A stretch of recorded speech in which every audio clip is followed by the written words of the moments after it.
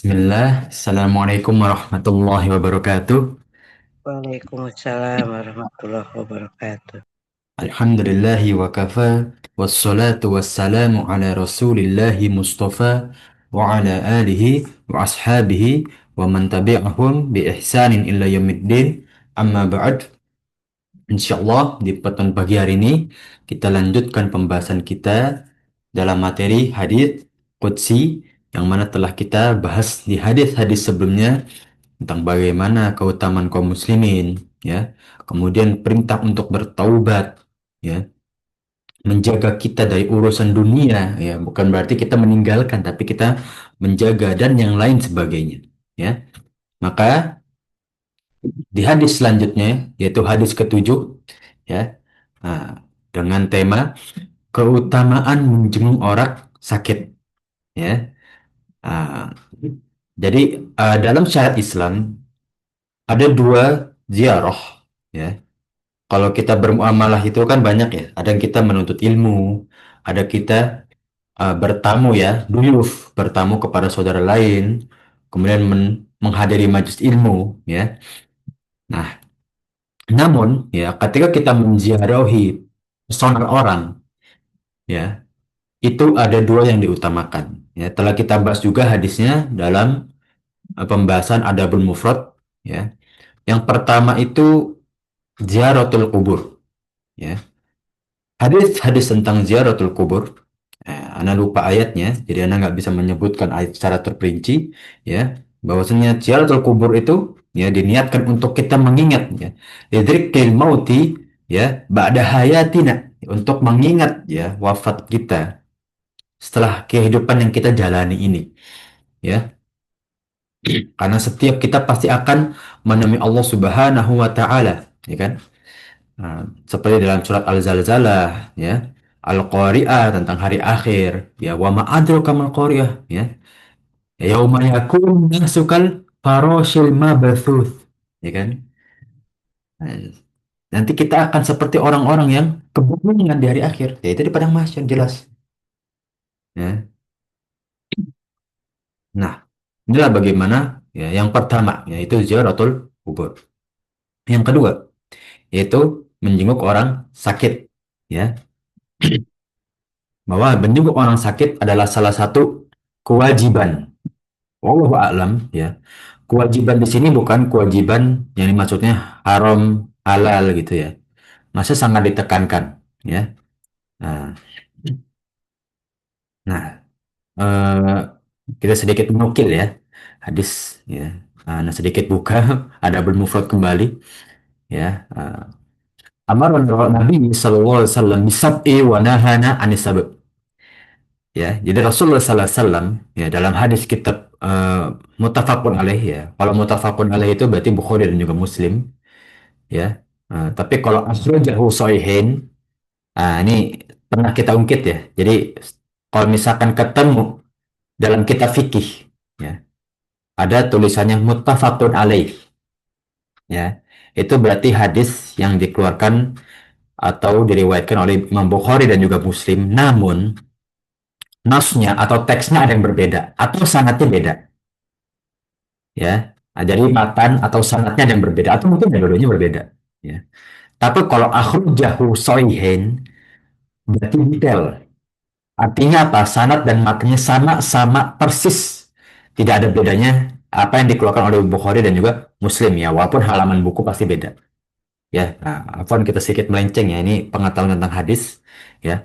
Salah satunya apa? Ya, Iyadatul marid, ya. Perintah Rasulullah SAW, kewajiban kita sesama Muslim, salah satunya adalah iyadatul marid, ya, menjenguk orang sakit, ya. Nah, ini hak sesama Muslim, ya, yang mana disandingkan dengan ittiba'ul janais, ya, ya, ijabatul du'i, ya. Eh, jadi ijabatul da'i, ini dalam mungkin yang pernah belajar pendidikan atau filsafat, ya, ini filsafat pendidikan ya, bukan secara Islam ya. Takutnya, oh, tasawuf ini, nggak dimaksud seperti itu. Jadi, ketika orang bertanya, orang manggil itu wajib nggak kita menengok gitu, atau kita jawab gitu, ya. Kalau secara akal, ya. Kita kan mau menjawab panggilan orang itu kan hak kita gitu ya. Tapi dalam Islam enggak, ya. Itu adalah syariat Islam. Jadi menjawab panggilan saudara kita, ya, menjawab salam ya, ya. Ajibu anis salami akhokum ya. Jawablah salam dari saudara-saudara kalian. Itu adalah hak sesama muslim. Jangan disandingkan salah satu dengan menjenguk orang sakit, ya. Nah, maka inilah ya bagaimana kita menempatkan ya untuk menjenguk orang sakit ini dalam hak sesama muslim, ya. Hmm. Ya. Adab-adabnya bagaimana? Ya, ini sebelum kita masuk hadis, jadi karena kan hadis tentang bagaimana keutamaan, tapi kita bagaimana mempraktekkan menjenguknya dan bagaimana kita melihat ya kedudukan, ya, karena keutamaan ini kadang hanya perspektif terhadap menjenguk orang sakit aja, tapi kan kedudukan dia di pandangan syariat kan banyak, ya, disandingkan dengan ittibaul janais, ya, ijabatud da'i, ya, ijabatus salam, ya, menjawab salam, menjawab panggilan dan lain-lainnya. Yang kedua tentang adabnya, ya, disunahkan ya dalam beberapa ulama ya menjenguk dan menghadiri orang sakit, yang pertama itu mendoakan. Jadi nggak datang ngobrol tawa-tawa doang, doakan ya. Nah, doakan ya. Qul masfihi anta syafi' la shifaun illa shifauka la yughadiru saqoma. Ya Allah, ya. Engkau itu penyembuh, tidak ada penyembuh selainmu, ya. Maka sembuhkanlah orang ini, isfihi, ya. Karena tidak ada penyembuh selain dirimu, ya. La yughadiru saqoma, yang mana tidak kembali lagi, ya. Yughadir itu kan berulang. Beda sama murojaah ya. Kalau yughadir itu nanti akan datang lagi gitu ya. Nah, sakoma ya, tindakan sakom itu kambuh, penyakit yang kambuh. Ya, jadi kita doakan ya ini sembuh dan tidak kambuh lagi. Ya, ini mungkin sering kita doain saudara kita, cuma maknanya ya kita perdalam sedikit ya. Ya. Yang kedua ya, kalau bisa kita bawa hadiah. Ya, itu di hadis nggak ada. Ya. Tapi kalau doa di hadis ada. Lah, kenapa ditambah-tambahin Ustaz? Itu dalam adah muhakamah. Ya, adah muhakamah itu salah satu kaidah fikih ya, kaidah fikih yang kelima. Setelah doror wala diror, jadi hukum itu kita jadikan adat. Indonesia ini termasuk adatnya kuat ya. Kita nggak bicara adat yang melenceng, kita bicara adat yang baik lah. Kalau kita mengunjungi orang bisa kita bawa apa? Suguhan ya apa? Bukan suguhan, kalau suguhan itu dari apa dari tuan rumah. Kita bawa hadiah lah. Ya. Kalau bisa kita bawa hadiah sedikit nggak apa-apa. Ya. Cuma yang kita takutkan kita bawa hadiah nggak bisa dimakan gitu ya. Tapi nggak apa-apa ya, niat kita cobalah itu. Termasuk dari adab juga. Ya. Nah, doa ya, kalau doanya mungkin para jamaah kan nanti ana share ke grup ya, ana share ke grup ya, yang sudah ingat ya alhamdulillah ya. Hadisnya sahih ya. Lagi-lagi riwahu akhrajahu muttafaqun alaih ya, karena sanatnya berbeda. Jadi ana ngomongin muttafaqun alaih ya, para jamaah sekalian ya. Nah, ini ada yang komen topiknya pas dengan oh masya Allah ada yang dirawat ya. Tapi ini laki atau perempuan ya. Kalau laki iya isfihi, kalau perempuan isfiha ya. Kita doakan. Butiwi yang sedang dirawat Ustaz. Mana apa? Butiwi. Oh ya Allah. Oh ya ini yang komen ya Allah ya. Ulama isfiki ya ya. Ya la shifaun illa shifauk ya. La yugadiru saqam ya. Semoga Allah menyembuhkan ya penyakit apapun yang datang dan ke depannya ya, dan insya Allah tidak kambuh lagi ya, dijaga kesehatan kita, amin ya robbal Amin. alamin. Ya Robbal Alamin. Karena ya kita singgung dengan hadis yang lainnya, karena itulah ya komparasi hadis itu banyak ya. Ini matani betul atau tani fin afanan lupa ya, asyatu wal farok itu ya, dua nikmat yang diluputkan oleh umatku, yaitu kesehatan dan juga waktu luang ya. Ketika sakit rasa nikmat sehat itu kan sangat besar ya. Ya masya Allah ya. Tapi ya kita di sisi lain ketika kita sakit kita bersabar dan mengharap semoga ini menjadi penghapus dosa dosa kita. Amin ya robbal alamin. Nah, itu dalam menjenguk orang sakit ya. Nah, mungkin para jamaah sekalian yang eh, bisa menjenguk Bu Tiwi ya, terutama ummahat ya. Kalau lelaki kadang agak sungkan ketemu apa menjenguk perempuan apalagi di rumah sakit atau sebagainya ya boleh. Atau doakan. Minimal kita doakan ya. Nah, nanti akan kita bahas bagaimana keutamaannya yang anak tambah dengan literatur lain ya. Kita bahas yang satu lagi ya karena ada dua tema. Kemudian memberi makan dan juga memberi minum ya. Nah, memberi makan dan memberi minum ya itu salah satu cobaan. Kita nggak bilang musibah ya. Kadang oh kalau musibah itu kesannya negatif pasti. Wallahu alam. Dua anak pernah berdiskusi ya, walaupun nggak sama Ustadz waktu itu ya, diskusi biasa aja. Sebetulnya kenapa sih Allah itu membiarkan orang-orang fakir itu terus menerus gitu ya, ada gitu ya. Bagaimana sebetulnya sih ya? Apakah ya kesannya kan buruk ya, kita melihat orang fakir duafa itu di pinggir jalan itu lebih kasihan kita melihatnya gitu kan. Namun kita ingat dalam salah satu ayat, asa antakrohu syai'an wa huwa khairul lakum. Sebetulnya yang bisa kita benci itu bisa jadi itu yang terbaik untuk dirinya atau mungkin untuk diri kita juga ya. Kalau mungkin kita nggak lihat duafa orang-orang fakir miskin, kita nggak bisa bersyukur, kita nggak bisa bersedekah ya, malah kita menjadi hamba yang sombong ya. Dan mungkin orang yang diberi cobaan itu orang ya. Nah, la yukallifu nafsan illa wus'aha ya. Wasi'a itu kan luas ya. Dia berlapang dada untuk menerima cobaan itu ya. Kalla fayukallifu itu kan dibebani ya. Jadi ketika seorang hamba dibebani, Allah bilang apa? Illa wus'aha. Gak mungkin dia nggak mampu. Ya, seperti Umu ini ya Bu, dari Bu Tiwi, Allah beri cobaan. Pasti Bu Tiwi mampu. Insya Allah pasti Bu Tiwi sembuh. Nggak mungkin Allah memberikan cobaan kepada Bu Tiwi dan para jamaah sekalian kalau nggak ada kesembuhan, nggak ada kemampuan untuk menjalaninya. Ya, kita pasti keren dulu itu ya. Mindset kita kalau kita ketemu cobaan, jangan pikir jauh-jauh gitu. Pertama kita cari jalan keluar. Nggak usah pusing-pusing. Bismillah, apa jalan keluarnya? Mindset kita ketika jalan keluar ini apa? Ya itu, la yukallifullahu nafsan illa wus'aha. Ya. Itu Al-Baqarah 285 atau 286 itu ya.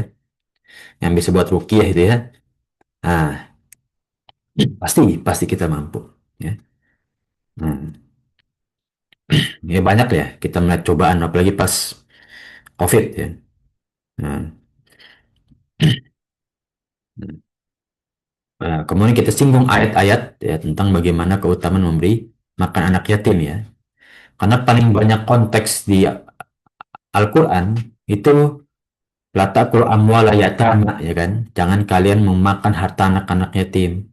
Ya, karena dalam harta kita itu ada hak orang lain gitu ya. Seperti yang kita bahas di pertemuan sebelumnya ya, bahwa ada zakat mal, zakat fitrah ya, itu hak orang lain ya.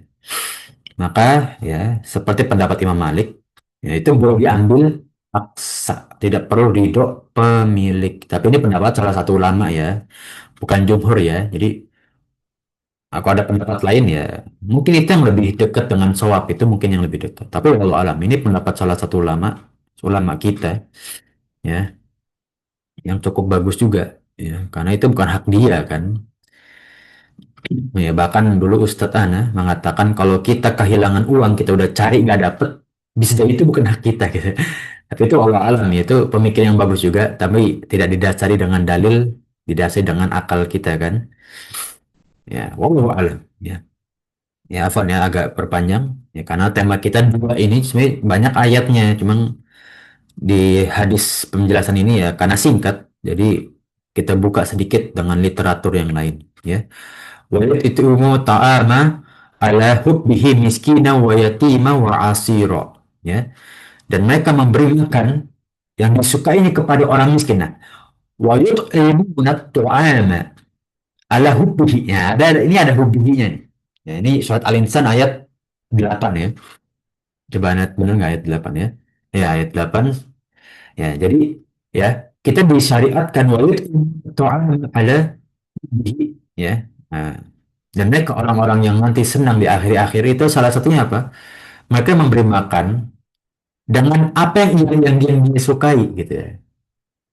Ya, nggak perlu kita perjelas yang mungkin yang bisa kita kasih misal ya, kita suka makanan A ya kita kasih gitu. Kita hadiahkan ya bukan berarti kita kasih makanan yang kita bilang ya seadanya atau misalkan malah kurang kita suka kita kasih orang lain gitu. Ya, kita kasih yang terbaik ya. Miskina wa yatima wa asiro ya kepada orang-orang miskin ya, fakir ya, dan orang-orang duafa dan orang-orang yang ditawan. Kalau asiro itu tertawan ya. Kalau zaman sekarang kan ya nggak ada ya perbudakan ya. Nah itu. Nah, itulah bentuk bagaimana keutamaan kita memberi makan orang-orang yang membutuhkan ya. Nah, dan ini berkaitan tentang harta gitu kan. Nah, nggak mungkin kita bersedekah. Ya, ini konteksnya berinfak. Ya. Kalau berinfak kan dengan harta ya. Nah, nah, nggak mungkin kita berinfak tapi nggak pakai harta kan. Kalau sodako bisa. Ya. Dikulit tahlilatin sodako ya. Tapi kalau infak kan memang konteksnya harta lebih terperinci ya. Nah, wa amma man a'ta wattaqa dan barang siapa salah hamba yang taat dan bertakwa, shaddaqa bil husna. Ini cara kita menafsirkan ayat. Jadi kalau ada perbuatan umum dan khusus, berarti perbuatan khusus ini masuk ke dalam keumuman dalil ini ya. Kata Allah apa? Orang yang taat dan bertakwa di ayat setelahnya wasoddaqal bil husna dan bersedekah dengan yang baik. Berarti sedekah ini salah satu bentuk ketaatan dan juga ketakwaan. Ya. Fasanuyassiruhu lil yusra. Maka kita akan permudah nanti urusan akhiratnya. Wa amma man bakhila wastaghna. Dan barang siapa yang pelit dan juga hanya menimbun harta, ya, wa kadzdzaba bil husna, ya, dan juga yang menutupi kebaikan, menghalangi kebaikan, fasanuyassiru lil usra, maka akan mendapatkan jalan buntu dalam urusan-urusannya, ya. Inilah bagaimana walaupun sedikit melenceng ya tentang bagaimana kita membantu orang ya, membuat kebaikan dan seterusnya, ya. Ah, Afwan mungkin agak panjang. Sekarang kita fokus ke dalam matan dan juga kalau sanatnya ya Abu Hurairah ya kita sudah kenal ya. Nah, kita masuk ke matan hadis ya ketujuh, hadis sabi ya, hadis ketujuh ya, dimulai dengan Inna Allah Azza wa Jalla, langsung dengan kalam Allah, nggak dimulai dengan kalam Rasulullah atau para sahabat ya. Ya yaumal qiyamah ya. Jadi Allah Azza wa Jalla itu nanti, nah ini hadis yang futuristik ya, hadis yang masa depan yang kita harus imani, kita harus imani ya, tapi belum ada bukti konkret gitu kan ya.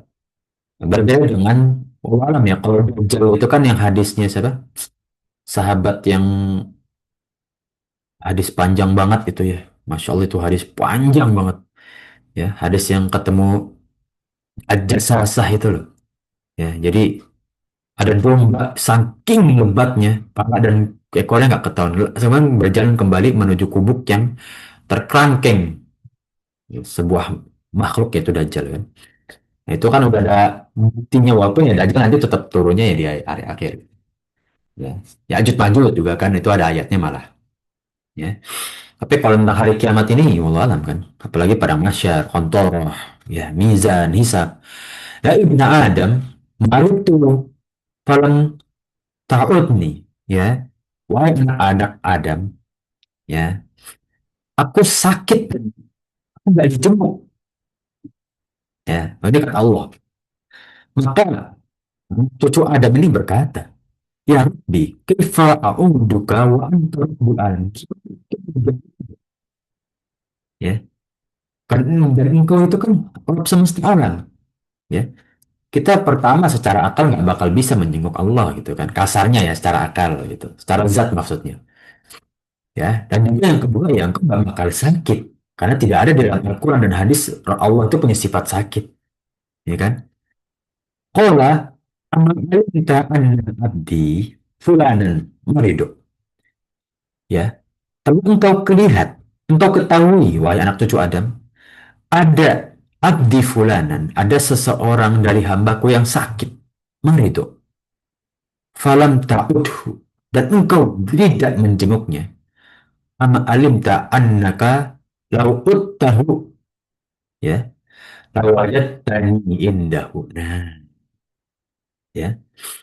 Jadi kata Allah, amma alimta tadi, ya, falam ta'udhu. Kalau engkau belum menjenguk orang sakit tadi, ya, amma alimta annaka, dan ketahuilah, engkau itu sesungguhnya tahu. Kalau engkau menjenguk orang itu, lawajadtani indahu. Aku ada di orang tersebut. Nah, ini bukan ada zat ya. Ini jangan kayak Asy'ari ya. Asy'ari itu kan menjadikan seluruh barang itu zat Allah. Enggak. Ya. Jadi Asy'ari itu melekatkan seluruh zat dengan sifat Allah. Jadi seluruh yang ada sifat Allah itu zat Allah. Nah, ya kita beda. Maksud di sini la wajadtani indahu. Ya, aku ada ya di hambaku itu. Ya, keridoannya, balasannya, pengawasannya, ya. Inilah bagaimana kita menjenguk yang dimaksud dalam hadis menjenguk Allah itu menjenguk orang sakit ya karena kehidupan pahala rahmat ada di orang sakit tersebut. Nah, ini yang pertama ya para jamaah sekalian ya. Ya wujudillah ya. Jadi inti dari atau hukum ya syariat dalam hadis ini nih ya. Tahu wajat tani indah. Kalau kamu menjenguk orang sakit itu, kamu akan menemui kode orang sakit. Keridoannya, rahmatnya. Nah, nah ya selain dari kalau mau secara mukallafnya itu kan hak sama muslim, ya. Oke, itu yang pertama. Yang kedua, Allah berkata lagi, ya Ibnu Adam, ya, istan amtukah falam tut'imni. Wahai anak cucu Adam, ya, aku telah memberi makan kepada kalian. Falam tut'imni, tapi kalian nggak pernah memberi makan kepada, memberi makanku lah gitu ya. Nah, at'ama yut'imu itu memberi makan, ya. Maka anak cucu Adam berkata, Ya Rabbi, ya Robku, wa kaifa ut'imuka wa anta rabbul alamin. Gimana kami memberi makan engkau? Ya, padahal engkau itu zat semesta alam. Ya, sekali lagi kita ulang kembali, nggak bakal mungkin. Qala, kata Allah apa? Ama alimta. Ya, ketahuilah. Annahu ammaka abdi fulanun. Ya, jadi ya, ketika engkau ya memberi makan seseorang falam imhu yang seharusnya engkau tadi seharusnya memberi makan orang itu dan engkau nggak memberi makan ama alimta annaka lauat amtuhu ya kalau engkau memberi makan hamba tadi yang kesulitan untuk makan aja sulit ya engkau memberi makan awajat tadzalika indi maka engkau dapatkan aku di situ ya di Indonesia itu banyak ya. Nah, yang sering anda temui ya walau alam ya pasti para jamaah sekalian punya pengalaman yang berbeda. Ya, kalau kita beli makan di pinggiran, gerobakan gitu. Biasa ada anak kecil ya, jualan tisu atau apa bahasa ininya. Anak nggak tahu bahasa apa bahasa sopannya ya, cangcimen itu ya. Biasanya yang jual kan anak kecil gitu. Ya, kadang kasihan, kasih makan aja nggak apa-apa. Ya, Asongan, apa Ustaz. asongan. Asengan. Ya, kalau cangcimen kayak nggak sopan ya. Asongan, kadang anak-anak kecil kan, ya atau ya gue niat jualan gitu, bagus ya. Dia nggak minta-minta.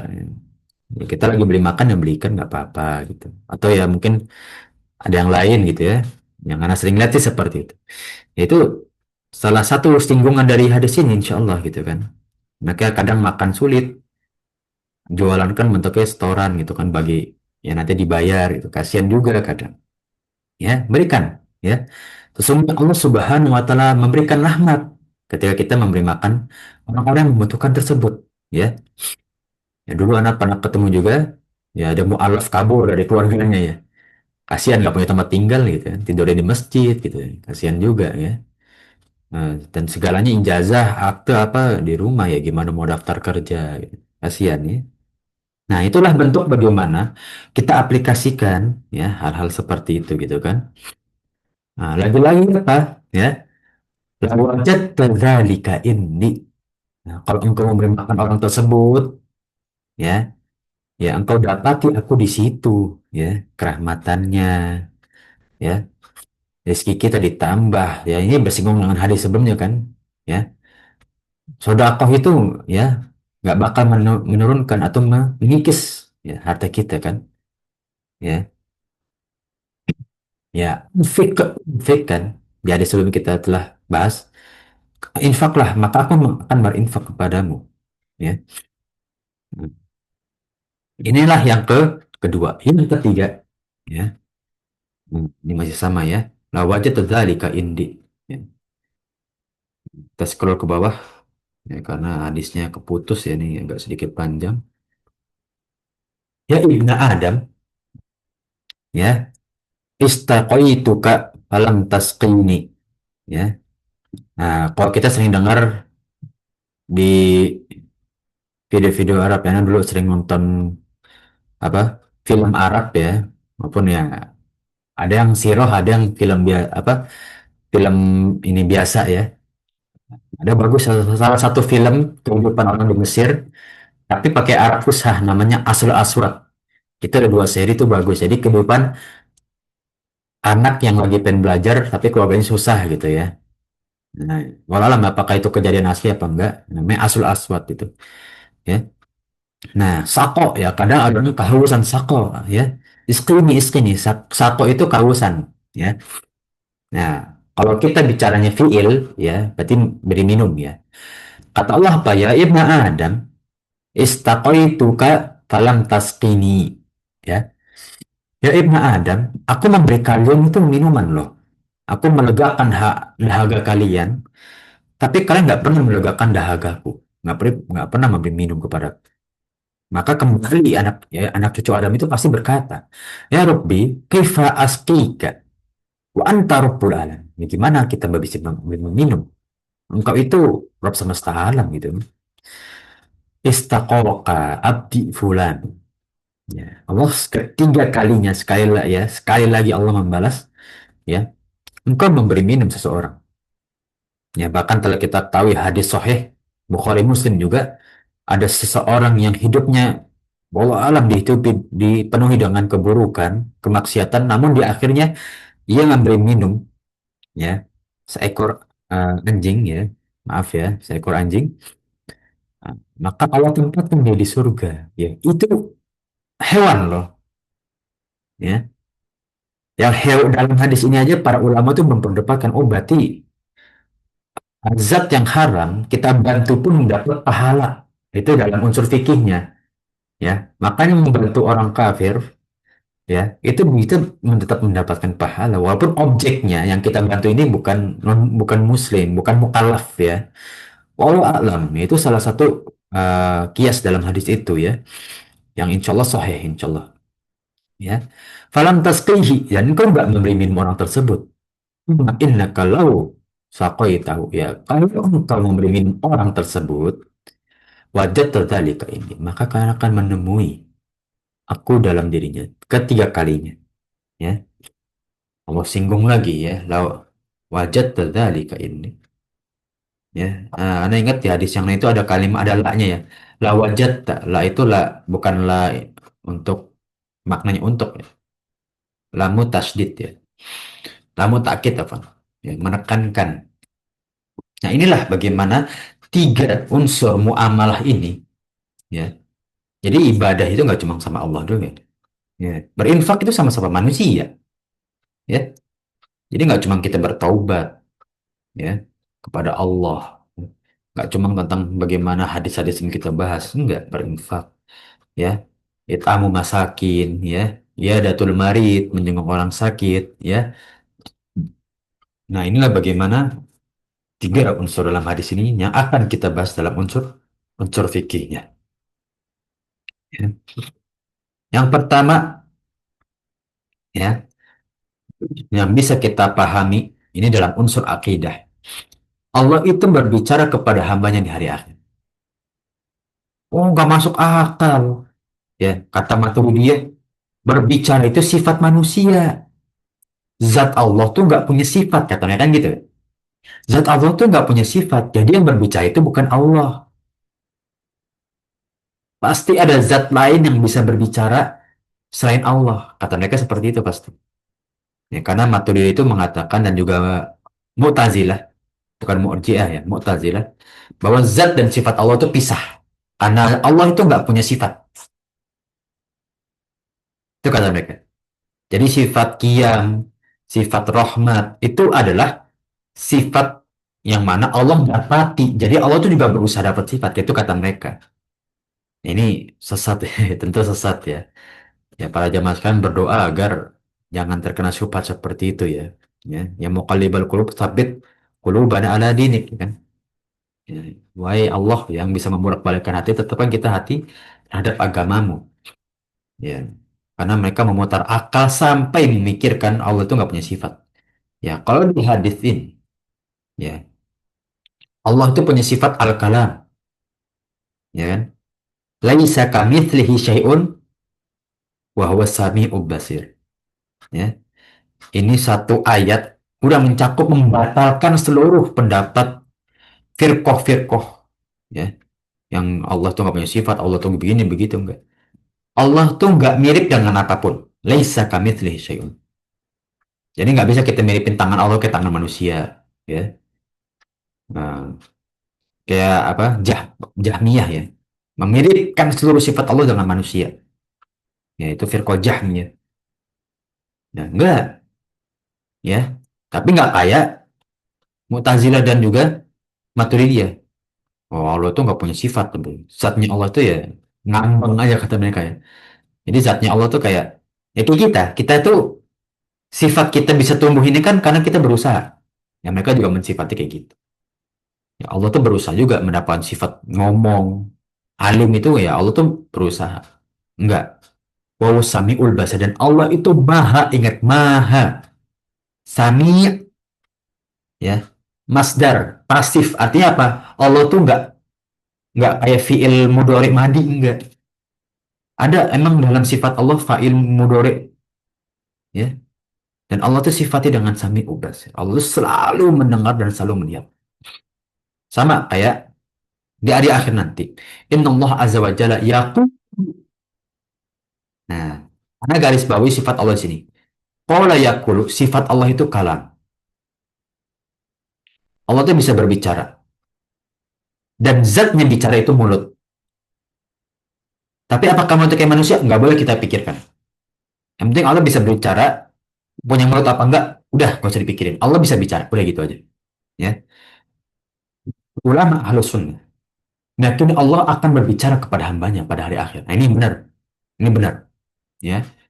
Nah, cuma kalau ada pendapat lain ya kita terima aja, sudahlah gitu. Tapi jangan kita yakin itu benar. Jadi kita dengar, tapi nggak usah kita amalin gitu ya.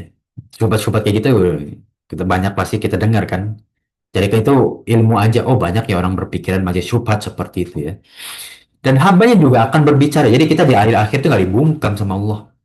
Ya, banyak ayat hadis tentang bagaimana kita di akhir-akhir itu bisa berbicara. Ya, nah dan berbicara Allah dan hambanya tanpa penerjemah. Nah ini khilaf.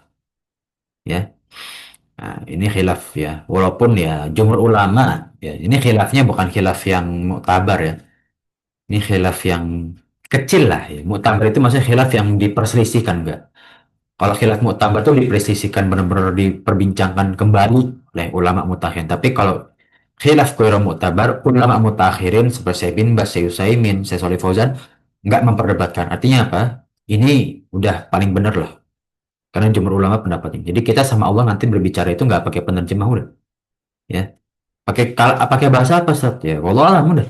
Ini yang bisa kita yakini. Allah nggak bicara semua orang nanti akan bisa baca bahasa Arab di hari akhir. Enggak. Ya. Wallahu alam seperti apa? Kita kembalikan umur hal-hal gaib itu kepada Allah aja udah. Ya. Nah, kita sedikit persingkat ya, takutnya terlalu panjang. Nanti waktu nggak sempet ya. Layaku Ya la yalqayanna, ya. Ini domirnya ditekankan nunun taukid, ya. Nggak ketemu Allah, ya. Afwan. Pasti ketemu Allah. Ahadukum nanti dari akhir. Nah, itu udah pasti tuh, udah pasti. Allah pastikan di hadis ini, ya. Layak layak layal qayanna layal qayanna Allahu ahadukum. Ya, ini fi'il mudhari ya karena hadisnya futuristik masa depan.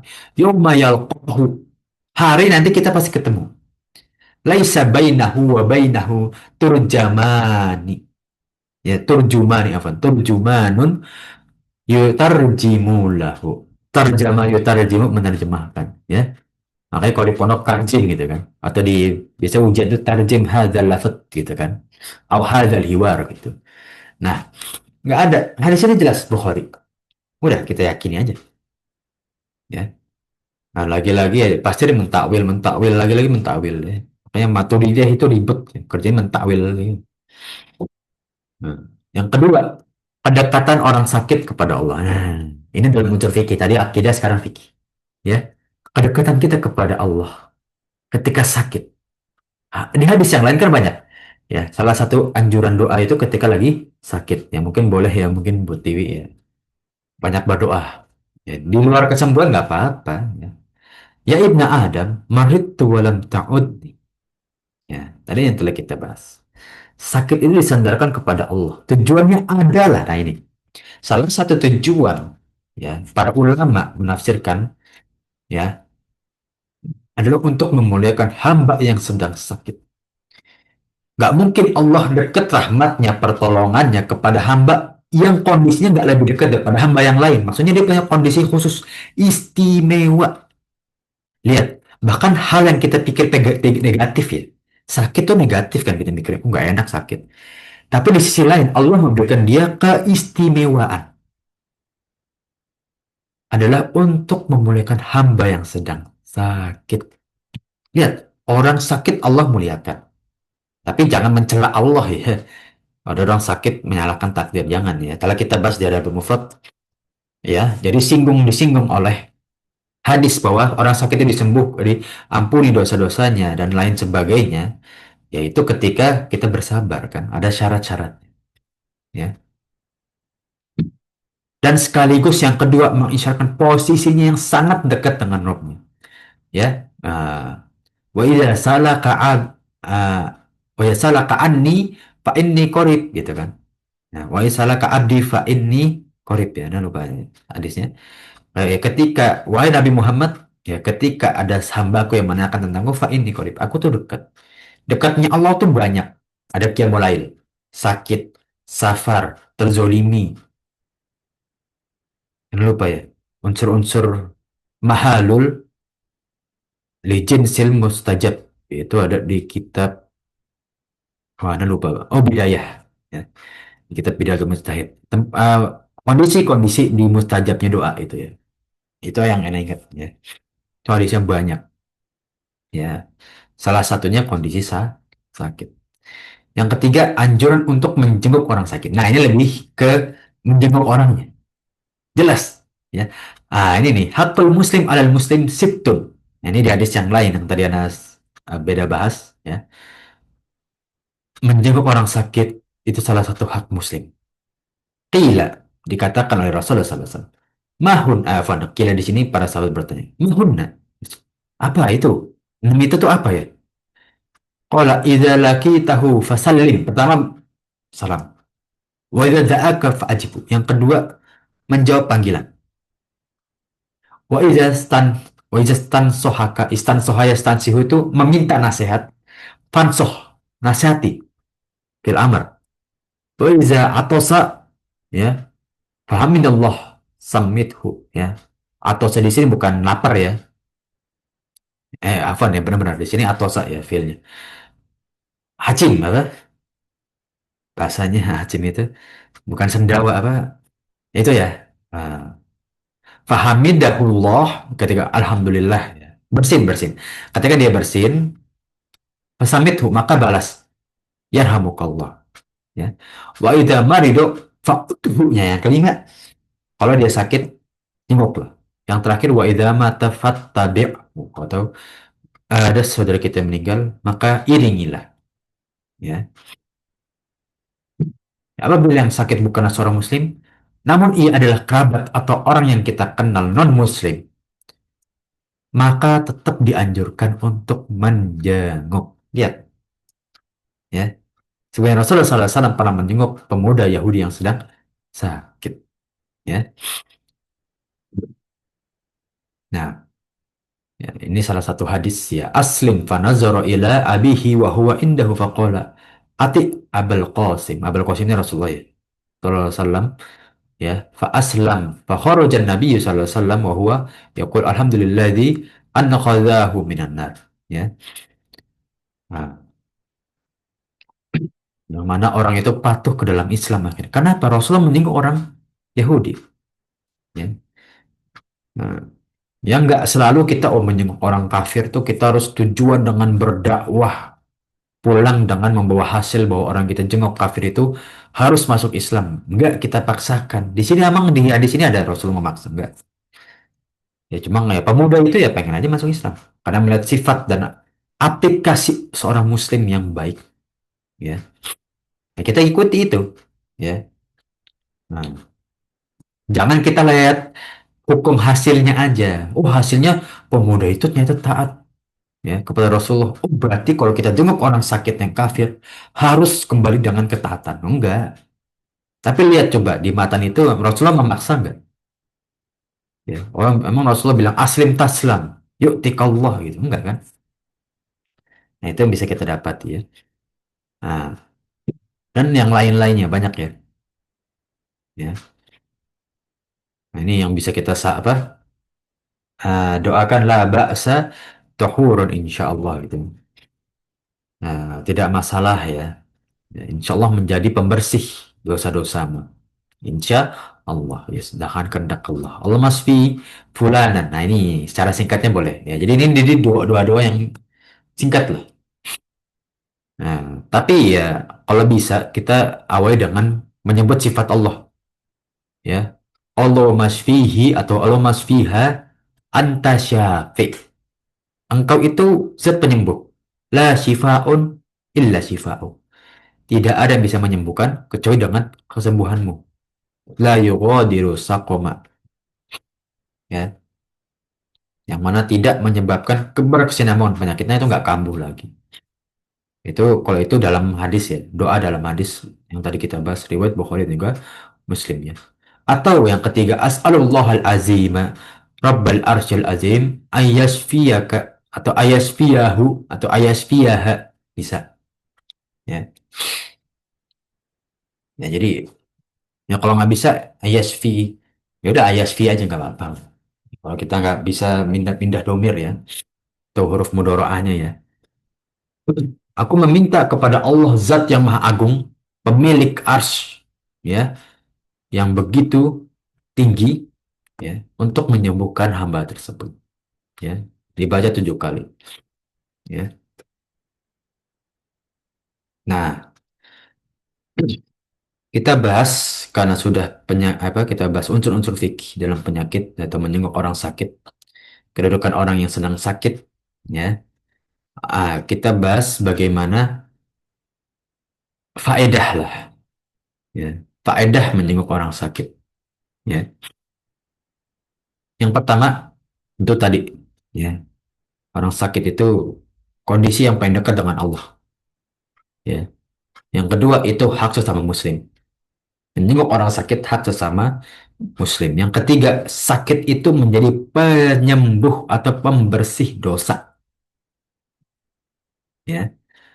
Nah, kemudian ya, tentu itu yang keempat, pahala yang besar. Ya. Sebuah unsur kita mendapatkan rahmat dan juga balasan adalah ketika kita menjenguk orang sakit. Karena nggak ada ibadah kecuali ada dapat ganjaran dari Allah Subhanahu wa Ta'ala. Selain riya dan juga syirik. Kalau itu ada ya sudah hilang. Ya, yang kelima ya sekarang ya, mendoakan, mendoakan, ya, sambil kita menguatkan kondisi orang sakit. Ya, makanya kalau kita jenguk orang sakit, ini pribadi Ana ya, Kalau perspektif masing-masing boleh. Kalau ketemu orang yang teman yang sedang sakit, kita malah ngajak ngobrol apa? Kalau dia bisa ngobrol, ya kita bikin happy lah. Tapi kalau dia mau istirahat ya kita dukung aja gitu. Karena ada yang sakit itu karena sugesti, maksudnya dia udah sakit, nggak ada teman, keluarga juga panik biasanya gitu. Tambah panik, tambah tegang maksudnya. Tapi kalau ada orang yang bisa menenangkan, kondisi lebih kondusif, menurut Anda pribadi ini salah satu saran yang bagus ya. Nah, yang keenam ya, mengingat tuh bahwa ya nikmat kita ya dalam kesehatan ya yang sedang ditahan ya. Jadi kita nggak bilang ditarik full gitu ya. Kita ditahan saudara kita, ya kita doakan. Itu salah satu bentuk bagaimana kita mensyukuri nikmat kita gitu kan. Nah, nah, ini bagaimana beberapa faedah ya. Nah, yang bisa kita dapati ya. Nah, termasuk unsur fikih yang keempat dalam hadis ini ya. Nah, jadi telah kita lewati tentang bagaimana kedudukan orang sakit, ya, berkunjung kepada orang sakit, ya, faedah-faedahnya, keutamanya, definisinya, derajatnya, ya, kedudukannya dibanding ibadah-ibadah yang lain. Jadi kalau ditanya kedudukan ibadah seorang muslim itu apa gitu? Kedudukan mengunjungi orang sakit itu apa? Kedudukannya ya hak sesama muslim, itu kedudukannya, ya, itu kedudukannya, ya. Ya. Beda sama hukum ya, kedudukan sama hukum itu beda, ya. Seperti kalau kedudukan jihad itu apa? Jihad itu kedudukannya ya sam'atu, anu lupa di sini. Namari apa ya? Itu adalah perhiasan terindah. Jadi kedudukannya adalah ibadah yang paling baik, paling besar di sisi Allah. Ya. Birrul walidain, ya kan? Kemudian apa lagi yang sejajar di hadis itu? Ya, it akur rokobah ya. It akur rokobah ya, membebaskan budak sejajar. Ya, kita masuk ke unsur fikih keempat dalam hadis ini, anjuran untuk memberi makan. Nah, tadi ya, syariat yang kedua dari hadis ini kan untuk memberi makan sama muslim, saudara kita, ya. Wallahu alam ya. Anda nggak banyak melihat ketika muamalah itu membatasi muslim dan kafir, nggak banyak, ya. Banyak malah banyak hadis Rasul itu mempraktekkan bahwa memberi hadiah, ya, atau menjenguk seperti tadi kepada orang-orang non-muslim, ya. Ya, seperti sahabat Umar ketika dapat kain sutra yang dia nggak bisa pakai, ya dia pikir siapa yang bisa pakai, dia nggak kasih ke istrinya, dia kasih ke saudaranya di Mekah yang masih belum masuk Muslim, yang masuk Islam pada saat Fatul Mekah. Anda lupa namanya ya. Ya. Nah, maka seperti memberi makan, kita nggak usah pilih-pilih. Kamu Islam nggak? Kamu non Muslim ya? Saya nggak beri makan deh. Nggak usah. Beri makan, beri makan. Ya. Dan memberi makan ya sudah jelas. Ya, jalan kita menuju surga. Ya, nah, ini cukup panjang ya. Man asbaha minkumul yawma sha'iman. Ya. Siapa yang kalian ini hari ini berpuasa? Ya, ini anak kata Abu Bakar. Ya, man taba aminkum janazah. Yang mengikuti jenazah siapa? Abu Bakar. Ya, wa man at'ama minkumul yawma miskina. Siapa yang memberi makan orang miskin hari ini? Abu Bakar kembali. Udah 3 kali itu. Wa man ada minkumul yawma maridon. Dan siapa yang menjenguk hari ini orang sakit? Abu Bakar kembali. Faqala Rasulullah SAW, majtama'ana fi imri'in illa dakhala jannah. Yang mengumpulkan ini gak bakal terhalang dari surga. Kecuali dia sendiri mau menghalanginya. Itu beda cerita. Ya. Banyak loh hadis-hadis tentang bagaimana kita mengingatkan dalam menuju surga itu. Ya. Atau dalam menjauhkan kita dari dosa. Ya kan? Ya. Manzakar atau apa hadisnya? Barang siapa yang berzikir 10 kali di dulu di sholat, di akhir sholat. Ya. Kalau mantasar wa minkas salam, la ilaha wa daula syarika lahul mulku wa hamdu yuhyi wa yumitu Wala kullu syai'in qadir 10 kali fi subhi wa maghrib, ya. Nggak bakal didekasi dosa pada hari itu sedikit. Nggak bakal. Ya. Kemudian apalagi? Afwan, itu yang melipatkan 10 kebaikan. Ini kebaikan. Tapi kalau yang tidak dekati dosa itu berzikir atau membaca ayat kursi di dubur sholat, di akhir sholat. Ya. Kata Allah itu enggak, dalam hadis Rasulullah, ya, orang yang membaca ini enggak bakal didekati dosa, enggak bakal didekati dosa. Ya. Artinya apa? Banyak kiat-kiat kita menuju surga, menjauhkan dari dosa atau mengampuni dosa-dosa kita udah banyak ya. Mau apa enggaknya kembali kepada kita. Ya. Maka sifat penduduk surga itu saat itu memberi makan orang miskin. Kalau kita bahas ya dari sebelumnya bahwa, ya, surga itu 8 pintu. Nah, fi jannatin samaniyata abwaban. Ya kan? Nah, padahal kalau jannata mimma amilahu fid dunya atau mimma amil abdi fid dunya. Ya. Surga itu 8 pintu. Ya. Dan hamba kok akan masuk sesuai dengan amalan dia rutinkan. Ya. Makanya ya, amalan sedikit dicintai, ya, daripada amalan banyak ketika rutin. Ya. Jangan lupa hadisnya yang di akhir itu wa in qalla, ya. Nah, jadi Rasulullah SAW lebih mencintai, Allah lebih mencintai hamba yang rutin beribadah walaupun kecil. Nah, kita masuk ke unsur fikih yang kelima dalam hadis ini. Nah, hanya untuk memberi minum, ya. Nah, ini unsur syariat yang ketiga dalam hadis ini itu memberi minum, ya. Nah, dianjurkan memberi minum kepada saudara kita yang kehausan, seperti ya tadi, seperti memberi makan, ya. Maka Allah tidak akan mengajak bicara, tidak akan melihatnya pada hari kiamat, ya. Ketika dia menolak, ada saudara kita yang membutuhkan, ditolak, ya, untuk memberi minum atau memberi makan, ya Allah akan jauhkan dia nanti di hari akhir. Makanya, nah, kita telah bahas ya di Adabul Mufrad, ya, dan juga di Akidah Wasitiyah. Salah satu nikmat Allah, nikmat kita, pertama kali masuk surga itu apa? Dalam hadis, nikmat pertama kali masuk surga itu melihat wajahnya Allah. Yang kita sekarang nggak boleh bayangin, nggak bisa bayangin, nggak bisa, kita nggak bisa bagaimana, tapi kita imanin. Hadis ini membuktikan Allah punya wajah, udah gitu. Itu nikmat pertama kali penduduk surga. Ya, kalau di kita dihisap aja Allah nggak mau ngomong sama kita, na'udzubillah min zalik, na'udzubillah min zalik. Bagaimana kita mau melihat wajah Allah? Ya. Nah, maka hadis ini dipahami dengan zahirnya. Ya. Nah, nggak boleh mentahrif. Mentahrif itu merubah makna. Ya. Kalau taktil itu menyadarkan makna. Ya.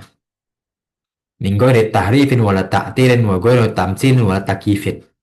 Kita mengimani sifat dan nama Allah min ghairi tahrif. Harrafa yuharrifu, mengganti. Ya. Nah, seperti yang sering kita kenal ya, istawa jadi istaula. Apa itu? Nggak ada. Ya. Nah, nggak ada Allah mengganti. Apa dasarnya mentakwil seperti itu bagaimana gitu? Nggak ada. Ya, Allah tuh bersemayam dalam arsy sudah, di atas arsy sudah. Kenapa harus diganti? Membutuhkan arsy. Kenapa harus diganti? Ya, nggak bisa seperti itu, ya. Maka kita mengimani atau kita mentafsir hadis, ayat min ghairi tahrif, tidak merubah makna. Ya, karena yang berhak menafsirkan hadis-hadis semacam itu hanyalah Allah dan Rasulnya. Maksudnya apa? Semacam itu tuh apa? Semacam itu tuh yang goib. Kalau hadis yang goib, imani aja. Imani. Kecuali ada penerangnya. Ya, ada keterangan setelahnya di hadis itu. Ya, seperti di ayat, ya. Wa yasalaka abdi anni fa inni qarib. Setelahnya ada apa? Uji budak wa tadai itu. Dan nah, dekatnya itu doa. Kalau doa kita dekatnya apa? Rahmatnya. Mustajabnya. ya. Nah, tapi di hadis yang lain, ya Allah memberikan bahwa Allah itu turun di sepertiga malam. Ya sudah, Allah turun. Ya, Allah dekat di sepertiga malam. Ya, apakah yang turun rahmatnya atau yang turun itu mustajabnya? Imani aja Allah turun. Imani aja. Kita kembalikan mau rahmatnya, mau zatnya itu kepada Allah udah. Kita imani aja. Ya, ya apalagi mentaati. Oh enggak, ini enggak mungkin Allah itu turun. Oh, kita taatil aja, kita hilangin ini. Ini hadisnya nggak sahih, nggak boleh dipakai. Maknanya doif. Wah, parah ini. Nggak boleh. Ya. Nah, itu tahrif dan taktil ya. Merubah makna dan meniadakan makna itu. Nggak boleh. Kenapa? Kenapa? Karena mereka mikir nggak masuk akal. Sedangkan akal manusia aja kan terbatas. Ya, bahkan Anda pernah lihat di suatu artikel, ini di Google ya, ada artikel ya, manusia itu bahkan batas akalnya di bawah lumba-lumba gitu. Ya, jadi secara akal potensi kita tuh belum maksimal lah ya. Ini secara penelitian wallah alam ya, wallah alam. Ya apalagi secara agama, ya, kita nggak mungkin bisa menandingi wahyu Allah. Kalau ditanya sekarang, akal kita sempurna. Kalau dipikir, silahkan tafsirkan itu alif lam mim, alif lam no. Tafsirkan apa maknanya? Nggak mungkin Allah turunkan ayat nggak ada maknanya. Maknanya apa coba? Nggak ada kan? Berarti akal kita aja terbatas gitu. Jika tidak ada keterangan, jika tidak ada keterangan di ayat tersebut atau di hadis yang lain, dan Rasulnya yang menerangi tentang tafsiran, ya jadi kayak tadi Allah itu turun, kalau nggak ada tafsiran lain tentang mustajab, rahmat, ya, ya udah kita imani Allah itu turun zatnya. Maka seorang muslim cukup mengimani, nggak perlu kita pikirin, nggak perlu kita tamsil, kita nggak perlu takyif, nggak perlu kita misalin, nggak perlu kita mikirin apa ya. Takyif itu tuh menggambarkan. Kalau tamsil itu memisalkan, ya. Kita imani secara zahir hadisnya. Ya. Dan akal itu harus tunduk di bawah dalil. Ingat, bukan berarti kita nggak boleh pakai akal. Boleh, tapi harus tunduk. Paham ya? Ya kita kerja, ya kita perbagus kerja kita, tapi harus tunduk terhadap SOP. Udah gitu aja. Jadi kalau kita mau berpendapat dengan akal, harus didasari dalil. Udah. Kita mau beradat, harus didasari dalil, harus didasari agama, harus didasari syariat. Kalau kita beradat melanggar syariat, adatnya batil. Kita bermuamalah, jual beli, oh ini untung. Oh tapi melanggar syariat, batil. Itu pentingnya kita berfikih ya. Segala yang kita lakukan harus tunduk di bawah dalil. Taat terhadap dalil. Ya. Nggak, Allah memberikan bebas kan muamalah. Ya kita makan ayam mau digoreng, mau dipanggang, mau ini. Ya, tapi kata Allah, wakul halal dan toyiban. Ya. Halal dan baik. Ya. Kalau berlebihan nggak baik. Gitu kan. Ya sudah. Ya boleh makan apa aja, tapi yang penting nggak baik secukupnya aja. Gitu kan. Nah, bebas kita mau ngapain aja, kita mau jual beli nih ya, selama Allah nggak haramkan, nggak ada riba, nggak ada maisir judi, nggak ada goro, nggak jelas, mau jual beli apa aja boleh. Ya mau apa aja, emang Allah mengharamkan jual beli mobil? Enggak kan? Allah mengharamkan jual beli toa? Nggak ada ya. Nah, dia hadis yang lain, la hukma illa lillah. Ini walaupun dalilnya khawarij ya, nggak ada hukum selain Allah ya, kita iman sudah. Ya, syariat itu milik Allah, nggak boleh kita mengganti-ganti. Ya, tapi untuk mengaplikasinya boleh kita sempurna atau kita maksimalkan ya dengan akal. Tapi nggak boleh kita ganti-ganti. Makanya banyak perdebatan tentang kisos kok nggak ditegakin ya. Apalagi kita negara Muslim, di negara kafir komunis saja seperti China, mereka menegakkan kisos. Kita enggak. Ya, potong tangan. Yang benar nih seperti apa? Wallahu alam. Ya, tapi menurut anak pribadi itu boleh ditegakkan. Dan itu seharusnya ditegakkan. Ya. Pokoknya secara mungkin orang zaman sekarang ngomong itu melanggar HAM, itu nggak etis, itu melanggar moral, etikanya nggak cocok. Ya Allah lebih bermoral daripada kita. Kenapa kita permasalahkan moral kita loh? Itu kan hukum sudah jelas, hukum apa namanya, fikih-fikih tentang jinayat ya sudah jelas ya kan. Rojam, rajam, ya. La tathbutu qadamal Islam. Ya, sendi-sendi Islam itu tidak tegak, tidak kuat illa ma zohril taslimil wal istislam. Ya. Kecuali dibangun di atas ketundukan dan kepasrahan. Tunduk terhadap dalil, hadis, ayat, ya, dan pasrah terhadap isi-isinya, ya. Ya, bukan pasrah, oh yaudah kita secara terjemahnya pasrah lah, selebihnya kita nggak tahu. Enggak, tetap para ulama, kita mengikuti tafsiran para ulama, tapi kalau ada hal-hal yang mentok, goib, pasrah. Itulah rasa tawakal. Tawakal itu usaha dulu baru menyerahkan pasrah kepada Allah. Ya. Hmm. Karena ya akhdul bil asbab itu wajib ya. Dalam fikih itu akhdul bil asbab itu usaha. Usaha itu wajib dalam fikih. Tapi kalau hasil serahkan ya. Dalam makanya ilmu usul fikih itu kalau orang udah punya ilmu wajib berusaha. Tapi usaha dia kembalikan kepada Allah. Makanya kalau kita masih belajar nggak boleh kita merasa benar sendiri. Selama itu khilaf ya. Kalau masalahnya udah ijma kayak Allah itu Tuhan. Oh itu khilaf enggak lah ya Allah tuh itu Tuhan ya Tuhan sudah. Ya tapi kalau masalah khilaf kayak misalkan eh kalau di sholat banyak ya. Takbiratul ihram aja tuh takbirnya atau angkat tangannya atau dua-duanya ya sedekat empat ulama beda-beda, Imam Abu Hanifah beda, Imam Malik beda, Imam Syafi'i beda, Imam Ahmad beda. Beda-beda ya sudah, kita berusaha ambil dalil-dalil tentang sedekapnya Rasulullah, ya, walaupun nggak ada yang spesifik akhirnya ya terakhir itu ngelihat di Manhajus Salikin nggak ada spesifik Rasulullah harus seperti ini dan Rasulullah nggak pernah melarang. Ya, takbiratul ihram jelas dalilnya, ya, Rasulullah pernah sekuping, pernah sepundak, jadi Rasulullah memberikan kebebasan dan lain-lain. Ya, artinya apa?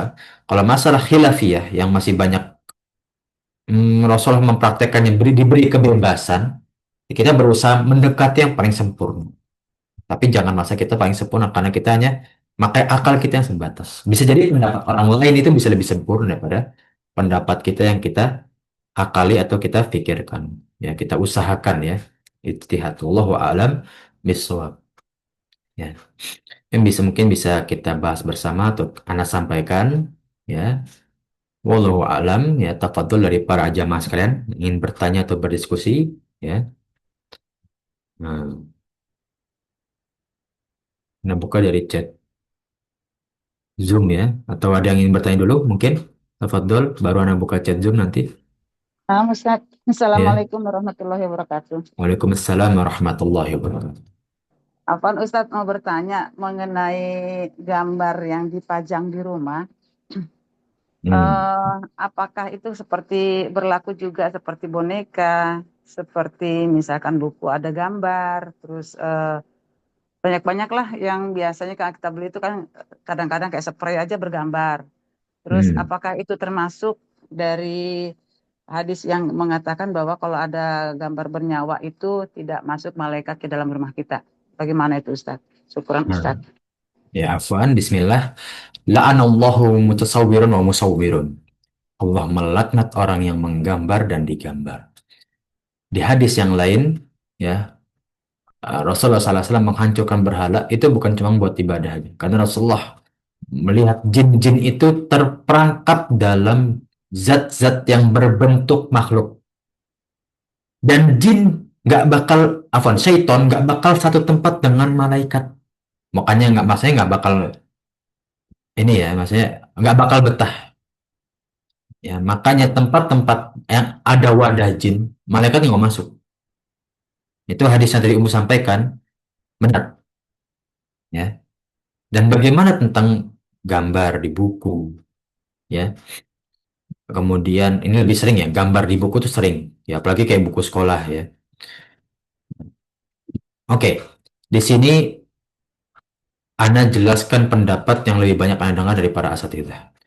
Dia foto, ada kebutuhannya nggak? Kalau foto ya, karena paling ringan itu foto, ya. Kalau foto KTP, ya, foto-foto yang lain, yang butuh lah, itu nggak masalah. Ini Anda ambil pendapat yang menurut Anda paling satu zariah itu paling jauh dari keburukan lah. Kemudian yang diperbolehkan ini ya foto-foto yang butuh aja, ya. Ketika kita bisa kalau di sekolah itu ada buku paket ya, ada foto anak-anak, foto ini, ya. Karena kita butuh, ya anak-anak butuh sekolah dan itu sudah paket, ya. Dan kita nggak bisa beli sendiri gitu kan. Bismillah kita pakai, Bismillah.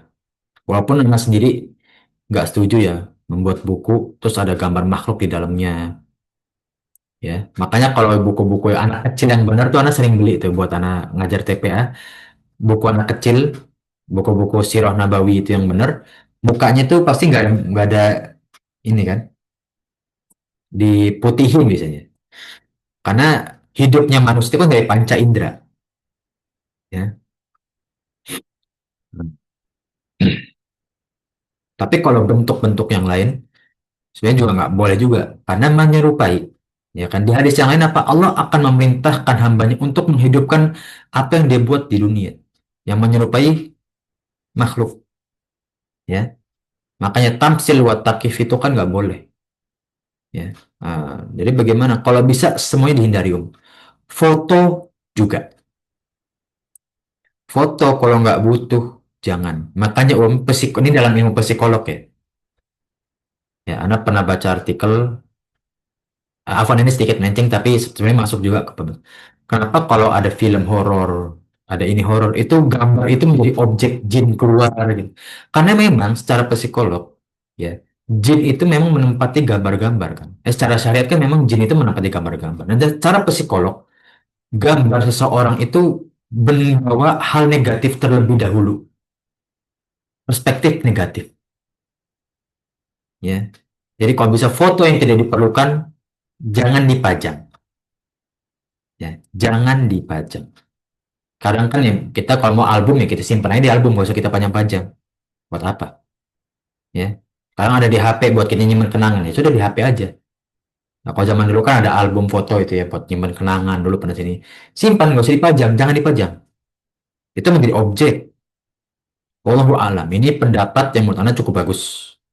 Ya. Nah, jadi gitu ya dari umum mereka tadi ya. Jadi intinya kalau kita seperti yang boleh itu foto. Ya, kalau terpaksa ya Bismillah kayak buku paket atau misalkan apa. Terpaksa ya sudah.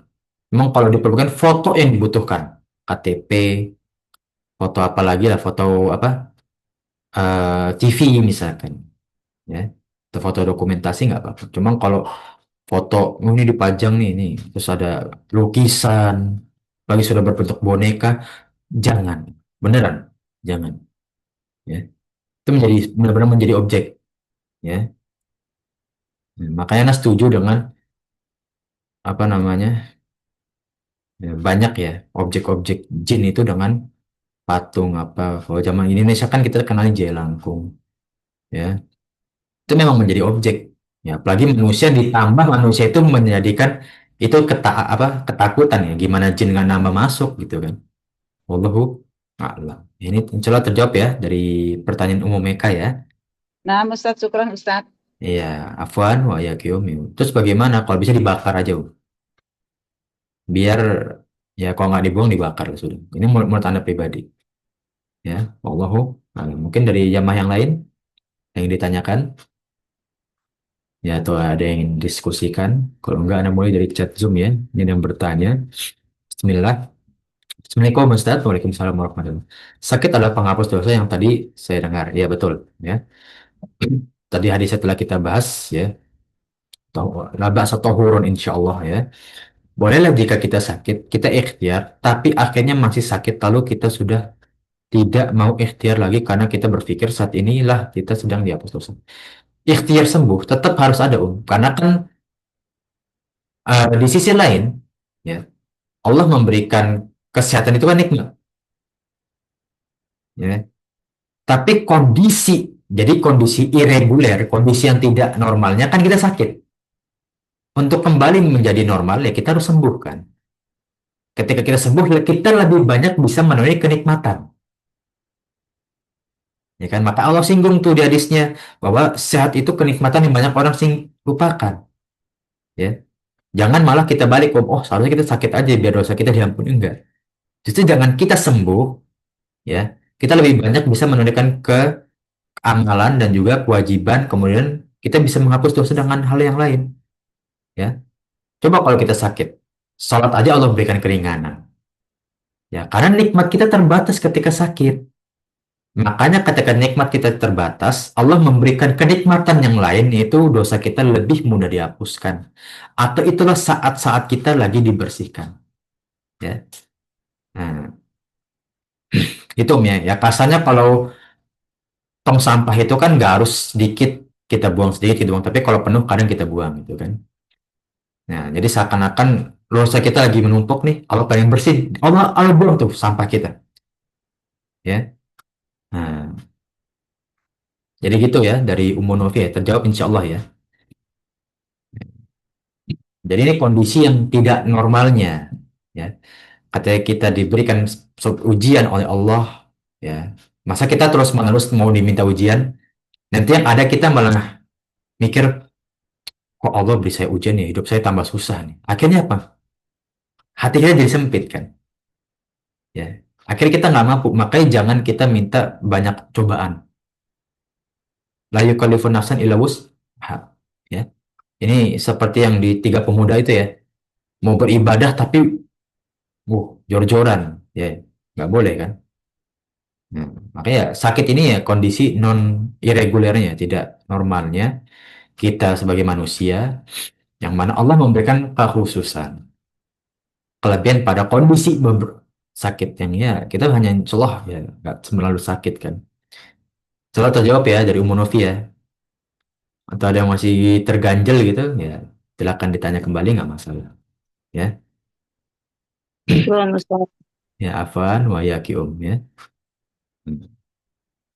Mungkin dari Pak Jamal sekalian ada yang ditanyakan atau didiskusikan tafadhol atau kita cukupi ya karena sudah waktu sudah pas juga ya. Nah, mungkin ya kita akhiri karena waktu sudah mencukupi juga.